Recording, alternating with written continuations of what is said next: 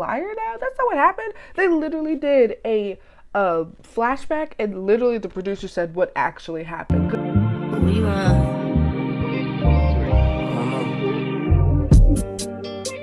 My new bitch look like Halle Berry. Hi lover boys, hi lover girls, and we're back with another recap of Real Housewives of Atlanta, episode 8. We're just gonna dive into this episode. Let me just say I'm disappointed in a few of my faves from Real Housewives because I'm a fan. But yeah, we'll get into that. So it starts out with Shamea wrote a country song summarizing the night in Nashville.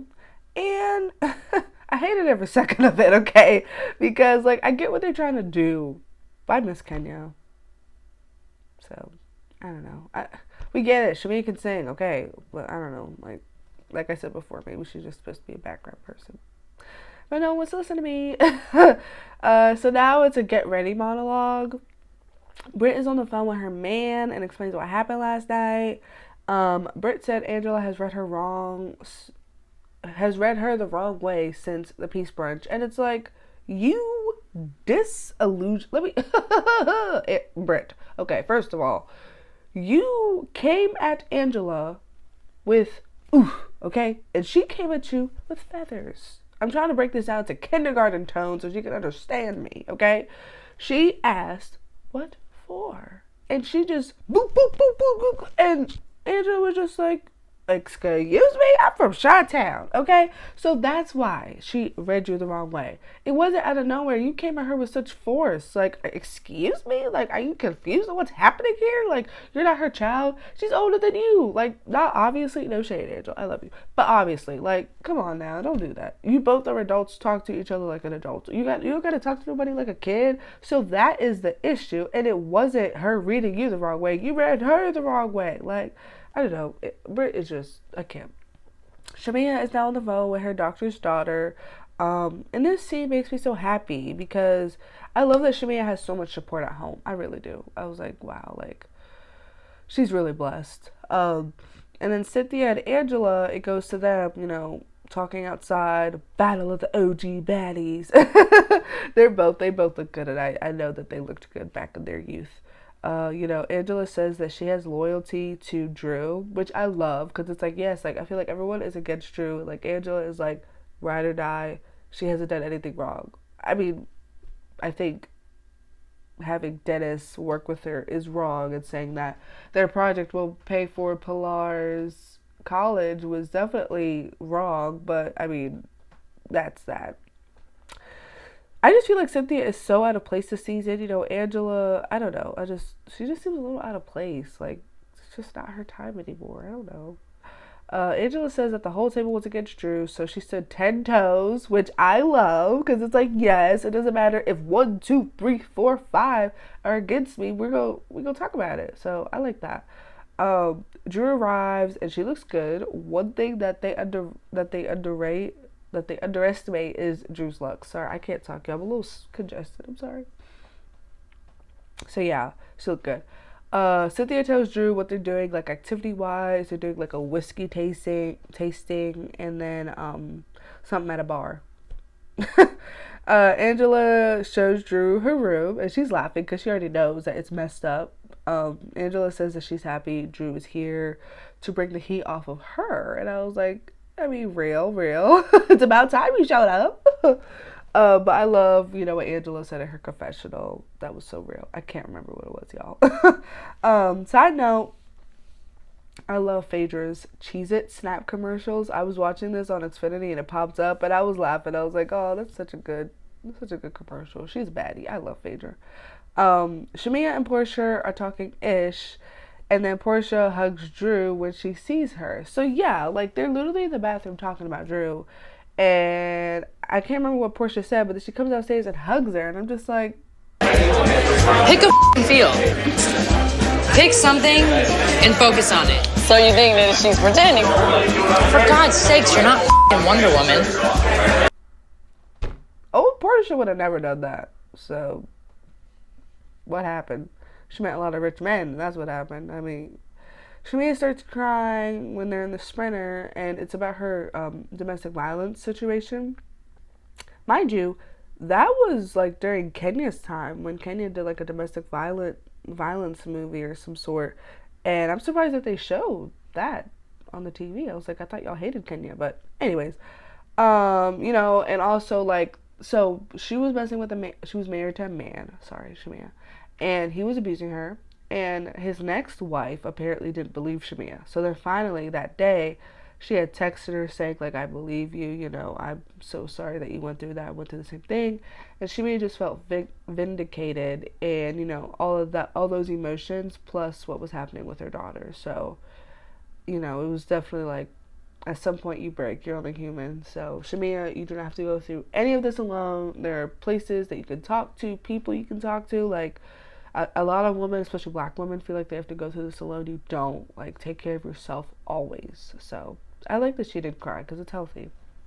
Shamia asked Cynthia how her mom is in the Sprinter, because her mom was also on that domestic violence. I can't remember what it's not a movie. It wasn't a commercial. It was like something like a little, I can't remember, y'all, but it was like real stories. So I'm sorry, I don't mean to offend anyone. I really can't remember like what the actual name of it was. It wasn't a movie, and it wasn't a commercial or TV show. It was something.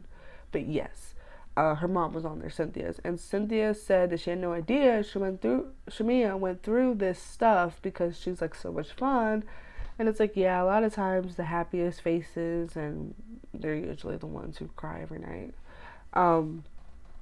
Porsha, Shamia, and Kelly arrive at the club place / bar, and they first take a shot coyote style. I never heard of that. Something to try. Angela, Drew, Brent, and Cynthia arrive at the whiskey tasting. Nice. So both groups are having fun. But then Drew kind of says, you know, should I bring Porsha a bottle? And Cynthia has the nerve to love the idea. I mean, honestly, if you gave me a bottle of whiskey, hey. But Porsha, I mean, I guess she's like an it girl, so that's too cheap for her. Yeah.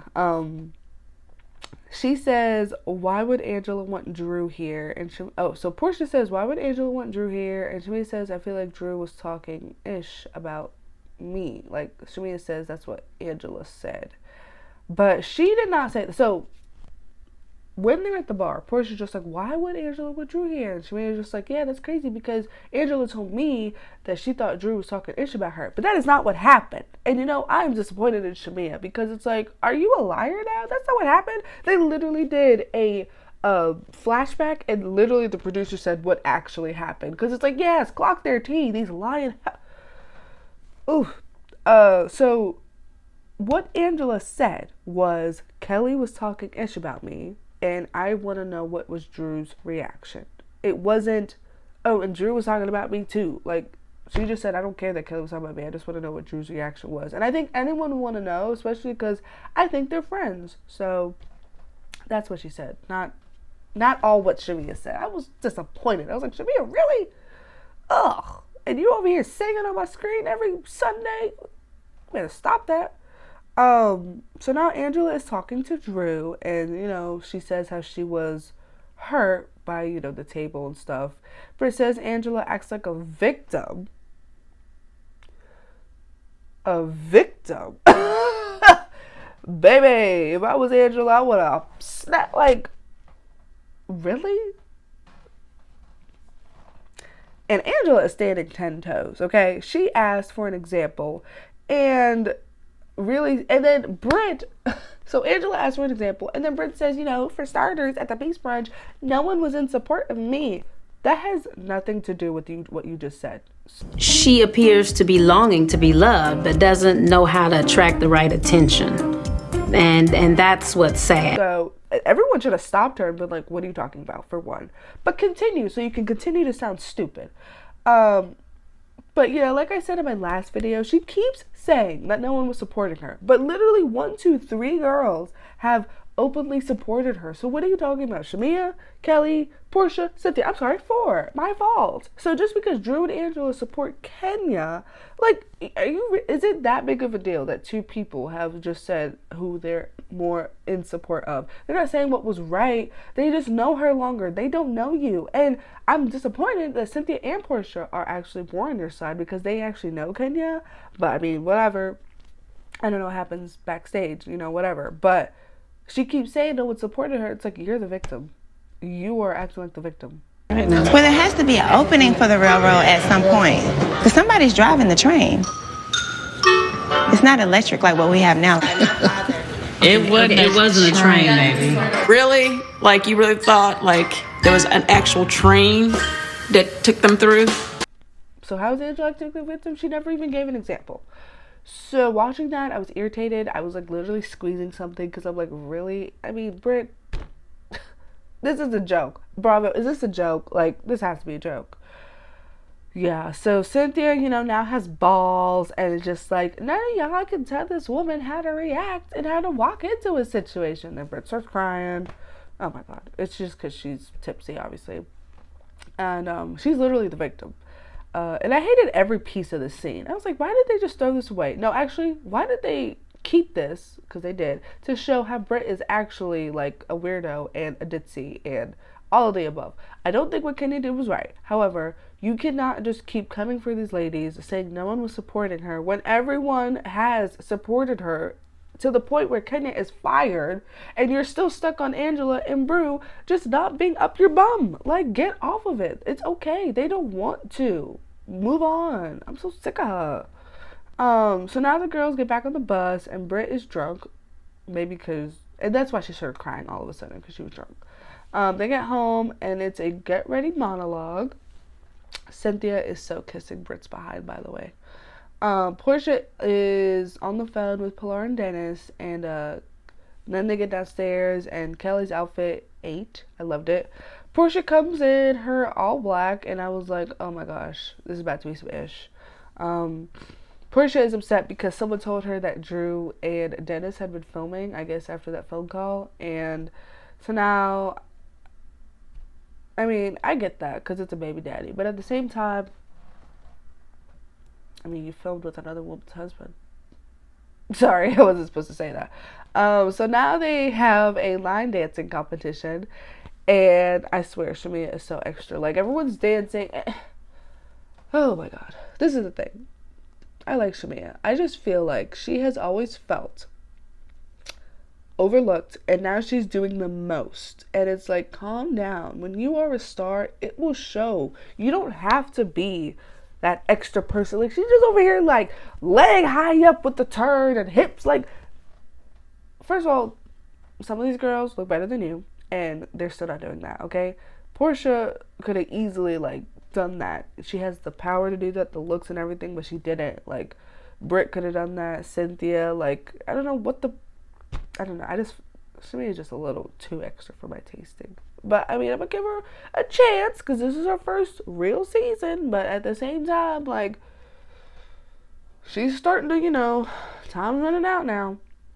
So now they're having the dinner and Porsha is clearly bothered. She tried to say, I took some medicine. I'm tired. Girl, grow up. You're like 40, almost 50. Like, grow up. The girls talk about the whiskey tasting and how things were resolved. Angela is like, oh, so Britt's just like, what did we talk about, Angela? And again, this is not your child. Like, if I wanted to, like, if I was Angela, I would have been like, if I wanted to tell you what we talked about, would have said it and not answered you like you're my mother, but whatever.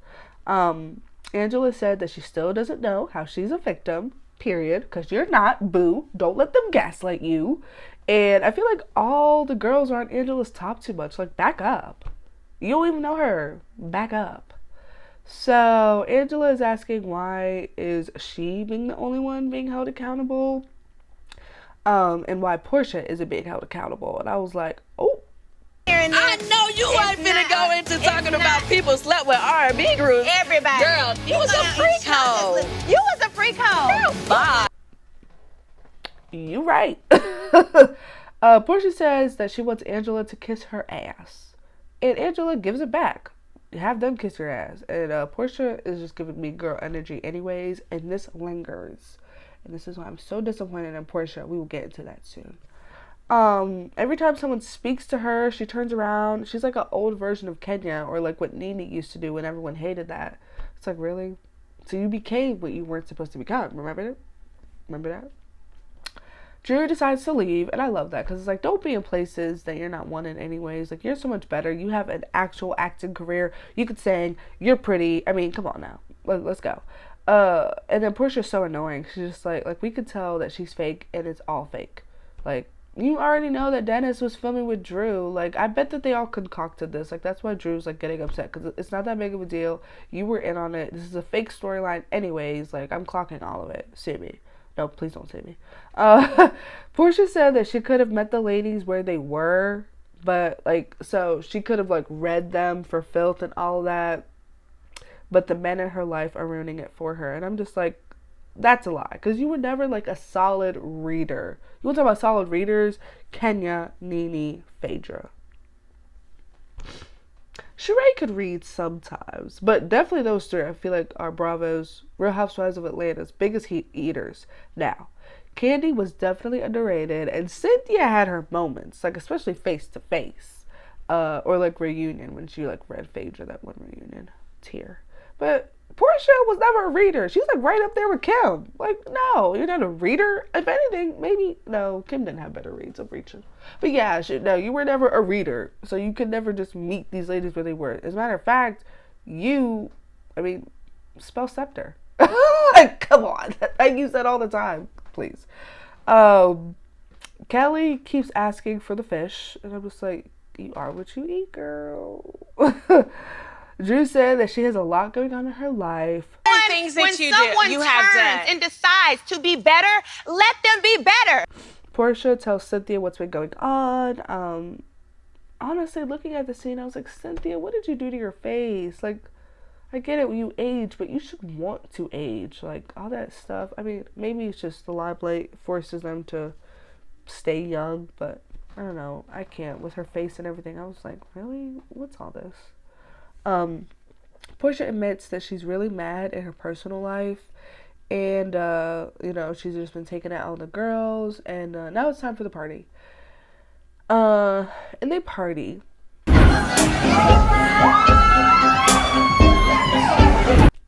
And during the party, basically, well, okay, it kind of skips to like the morning and stuff, and they're all hungover, but they talk about what happened at the party last night. So, they was all partying, getting drunk, and Angela was on the phone with Charles. And she overheard Porsha, Shamia, and Kelly and Britt were down there. I think it was just the four of them talking about Angela. And then she heard Charles' name comes up. So she tries to record a little bit, but all you can really hear is Angela. But Angela heard Porsha say that Angela better watch out before I F Charles. Understand how it looks when you get me in front of everybody and then you bring this up like I'm doing something or I'm not. First of all, I didn't bring it up. Then we're talking about a horrible friend. It's just like, well, you're not a horrible friend, but you've not been the best friend. Bombaglat! Angela is so graceful because I would have went down there in my sneakers ready to whoop and then had my ticket ready that night. Like, F who? You better get through me first. Like, I fight behind mine always, so don't let it fool you. Yeah, it's just grace and age because Angela is too graceful and she's poised. She's just a lot of things I aspire to be. I need to be more like Angela. You're right, Lord. You're right. I am not petty wop. And I don't want anything to do with the foolishness with the Kandi gang and the factory and the old people and all these folks on the team and in the streets. But I was just like disgusted with Porsha and Shamia and Kelly and Britt. And also Shamia's in confessionals like, well, I think Porsha had mentioned something about Angela. That's all she said. But Kelly had the balls and said, well, Porsha said that. So it's like now two people are saying you said that, plus the woman who's married to this man and confronted you, and Portia's just like, so you really think we were talking about Charles? And then she walks away drunk, sloppy, with her booty hanging out, saying, I'm not on camera, because there was like someone filming also. And it's just like, really? Porsha, you're evil, bro. Like, really? I was disgusted. And I was hurt because it's like, Porsha, I rode by you with this whole Simon situation, knowing I shouldn't have, okay? I will take that. But now it's like, you did it.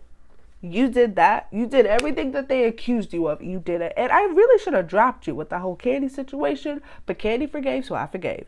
But now it's just like, you know what? I've been bamboozled. I've been blindsided. I'm hurt, Porsha. I'm hurt. Really. Like, I get it, you were drunk, but a drunk mind speaks to sober heart. And I can't keep condoning this. Because when you was drunk, you did the thing with Bolo and try to lie and make Candy seem like she was crazy. Don't get me wrong. Candy shouldn't be in another woman's panties. But at the same time, this is the second time you've done something scandalous when you're drunk. On camera. On camera. It's another way to just be a friend as far as I'm concerned. So, yeah. The next morning, you know, Angela and Drew are about to leave, and she's kind of sitting waiting for the Uber to come, I guess. Kelly tries to come up to Angela all nice, and Angela's just like, I don't want to be fake. Like, hi, but I don't want to be fake. And I love that, because it's like, leave me alone. And that's the end of the episode. I love Angela. That really summarizes everything. I love Angela, and I love Drew. And I'm riding behind those two till the end of the season.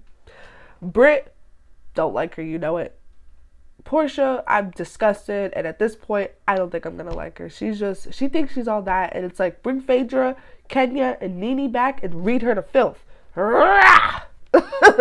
Cynthia, I don't know why she's there. I mean, I'm gonna give a whole recap when the show's over, but yeah, this episode, I left feeling so disgusted, you know, and that's pretty much it. Thank you guys for watching. Like, comment, subscribe, and I'll see you next time. Bye.